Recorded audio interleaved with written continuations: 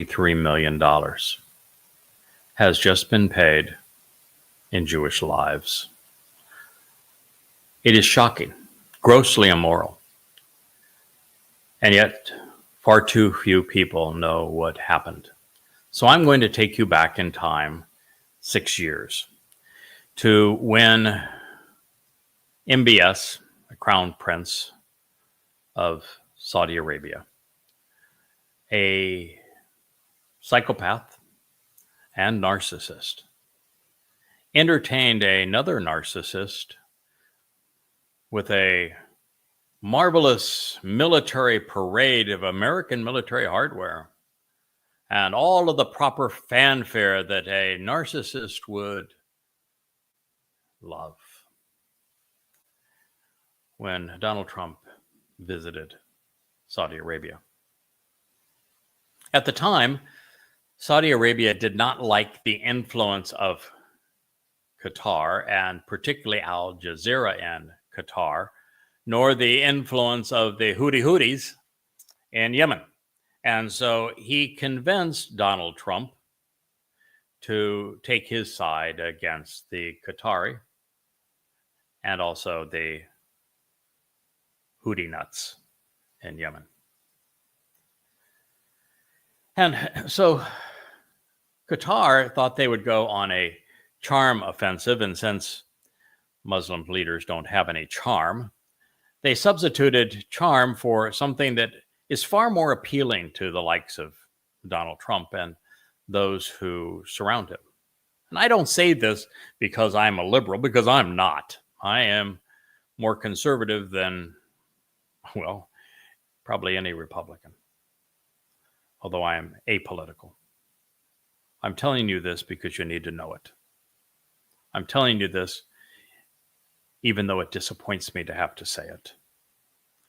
So rather than charming Donald Trump and his entourage during his first term, some now 5 years ago, the Qataris responded by bribing them.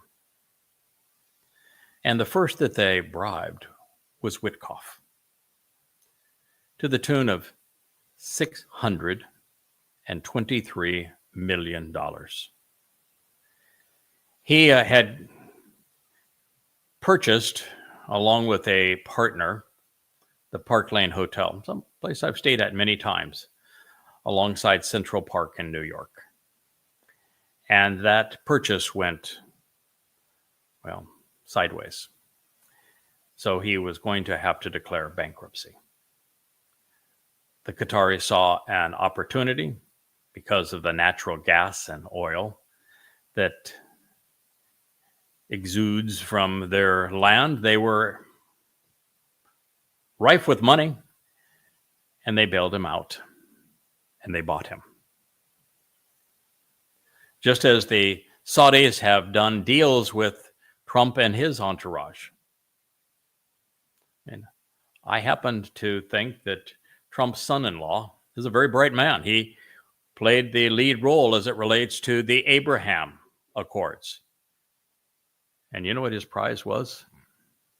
For setting Saudi Arabia up to own Israel one day. $2 billion is how much the Saudis invested in Trump's family. They don't invest that kind of money for nothing. So it became time to call in the first of those two debts, the $623 million that had been given to Witkoff. And so Donald Trump took his golfing buddy, his fellow real estate mogul in New York, and he made him envoy to the Middle East. And then after going to the Qataris, who owned him financially, he negotiated a deal that was devastating to Israel, a deal that will cost Israel hundreds of thousands and perhaps millions of lives.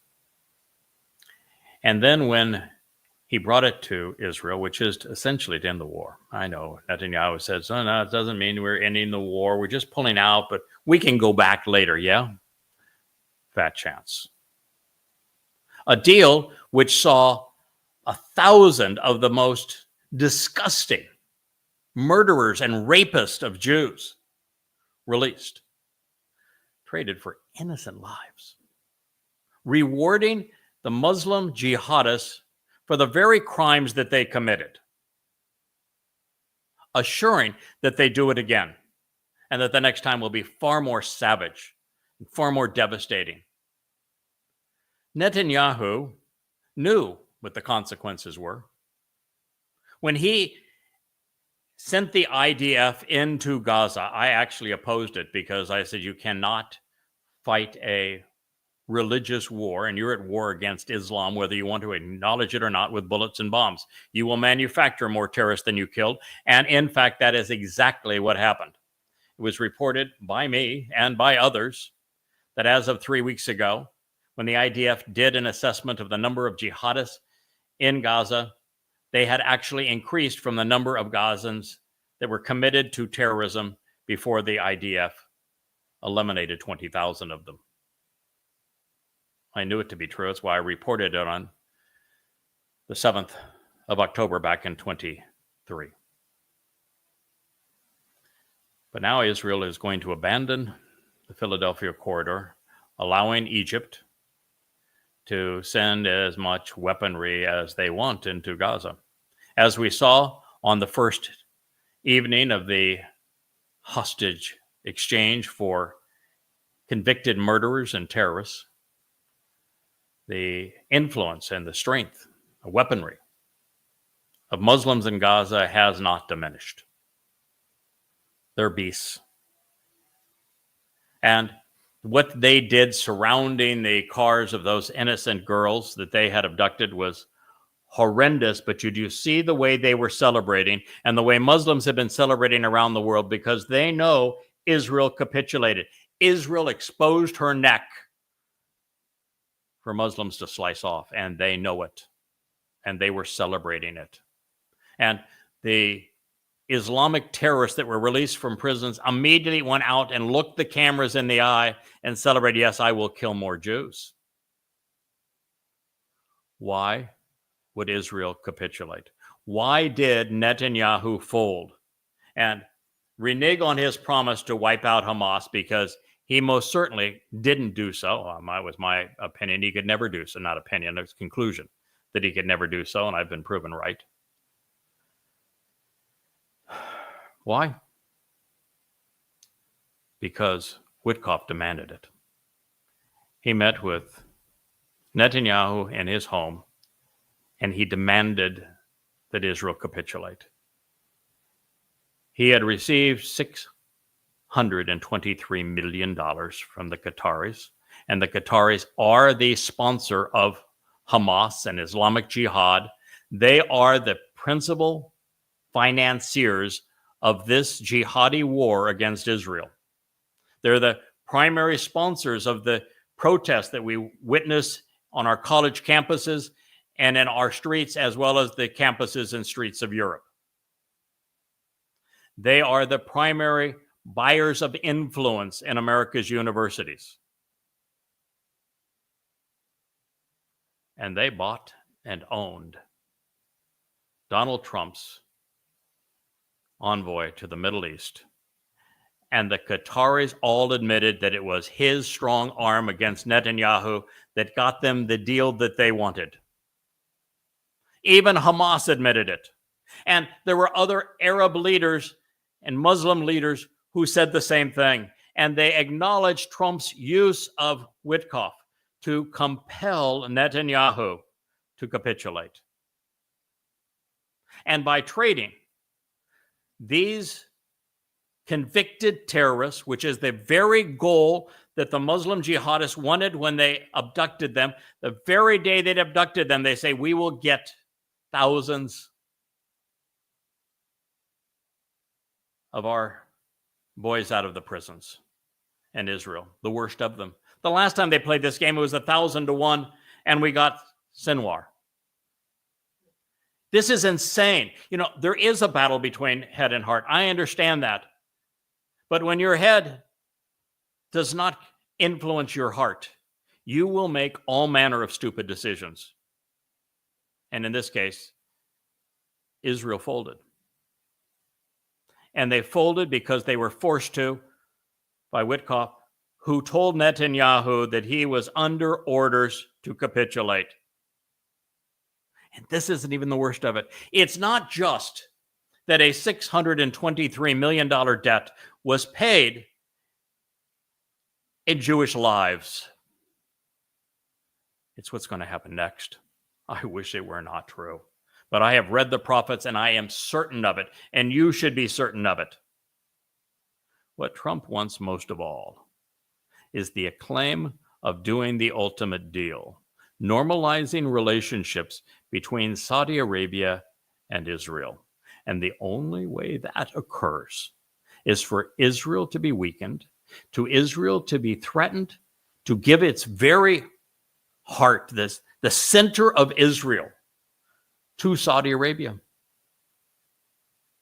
And a two-state dissolution, just like Neville Chamberlain gave the high ground of Czechoslovakia to Adolf Hitler to appease the Nazis. This is what Donald Trump craves. It is what he will force Israel to do. By no later than May of 2026, you are going to witness the Trump administration force Israel into capitulation, to give its heart, in its heartland, to the Muslims, to appease Saudi Arabia, which, because they are Muslims and because MBS is a psychopath, is worth nothing. It will make Israel indefensible.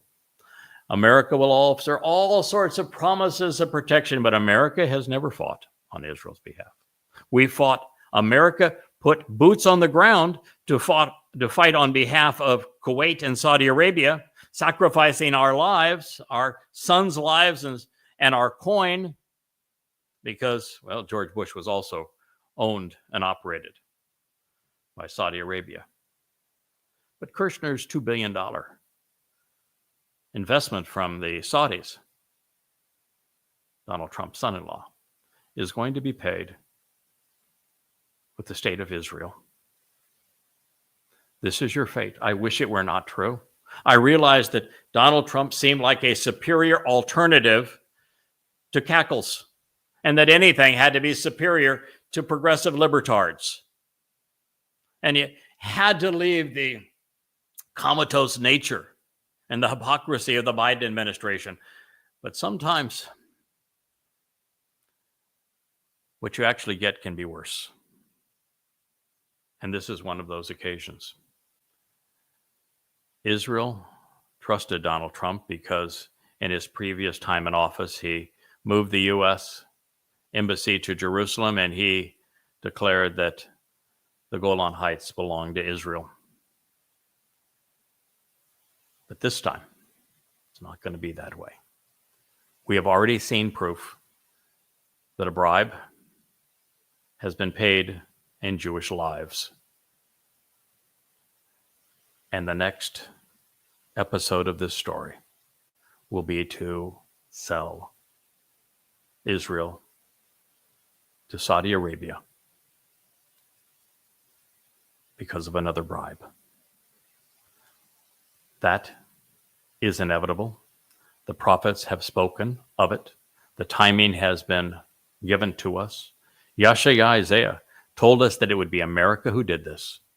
He told us that it would occur on Shabuah 7 years before Yahweh's return, before year 6000 Yah, which means it will occur in and around May 22nd of 2026. And we have also been told by Yeshaya the prophet and Joel, that what it's going to unleash is a war of unimaginable consequence, and that the hell that's going to be unleashed against humankind, and particularly against God's people, Yehudim and Israel, is going to be unlike anything humanity has ever experienced, worse than the Holocaust. This is what awaits the world. I want you to be forearmed. I know the truth. I speak for God. I have read his prophets. This is what's going to occur, when it's going to occur, and how it is going to happen. I am Yada, Craig Wynn, and this has been a news episode of the Yahowah blog.